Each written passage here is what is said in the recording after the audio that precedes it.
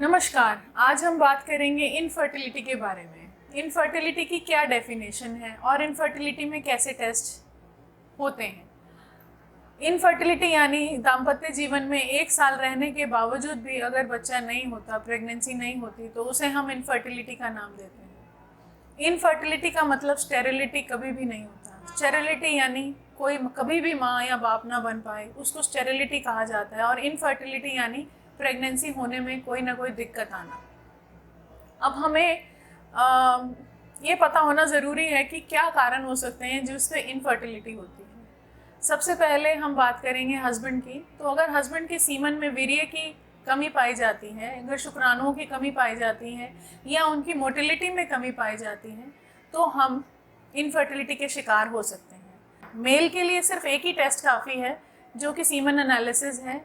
First shot में हमें ये बताने के लिए कि क्या मेल की इनफर्टिलिटी का कोई रीज़न तो नहीं है।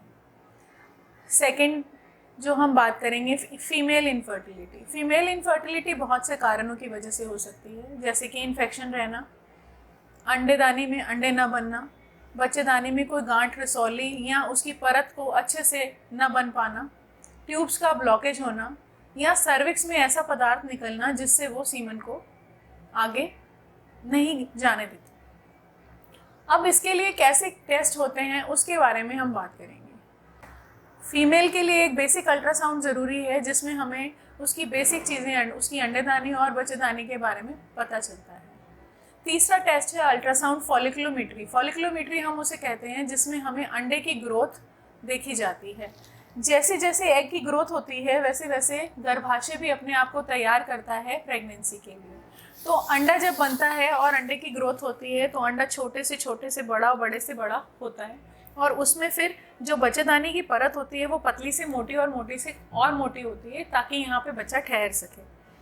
तो हमने जो फॉलिकुलोमेट्री होती है, it is a case of serial ultrasound. हमें हर 2 दिन में या 1 दिन बाद डॉक्टर बुलाते हैं, जो कि वो अंडा चेक करते हैं और साथ में बच्चेदानी की परत चेक करते हैं कि क्या वो अपने आप को तैयार कर पा रही है, और उस हिसाब से हमें आगे दवाइयाँ दी जाती हैं। चौथा और इम्पॉर्टेंट टेस्ट है ट्यूब टेस्ट। भगवान हमें 2 ट्यूब देता है, और 2 ट्यूब देता है तो हम ये मान के चलते हैं कि ट्यूब में दोनों में से कोई ना एक तो खुली है, इसीलिए वो बहुत जल्दी नहीं कराया जाता है। ऐसा नहीं है कि किसी को बच्चा नहीं हो रहा तो सबसे पहले ट्यूब टेस्ट करा लो, और नहीं, उसकी भी एक मियाद होती है। अगर सब चीज़ें ठीक हैं और अगर हमारे को प्रेगनेंसी नहीं हो रही तो हम ट्यूब टेस्ट करेंगे, जो कि एक गर्भाशय के अंदर बच्चेदानी के मुंह से डाई डाली जाती है, और डाई डालने के बाद वो डाई जब ट्यूब्स में जाती है तो उसका एक्सरे खींच लिया जाता है, जिससे हमें ये पता चलता है कि ये ट्यूबें खुली हैं या बंद हो गई हैं।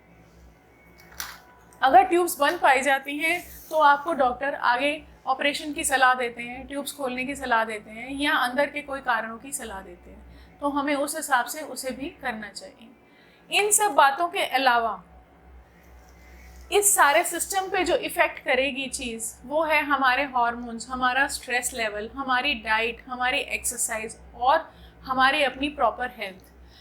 Mail health and female health both are important. इसीलिए हमें अपनी डाइट, एक्सरसाइज और दिनचर्या, एक नियम जो होना चाहिए, उसे मेंटेन करना चाहिए। Thank you so much.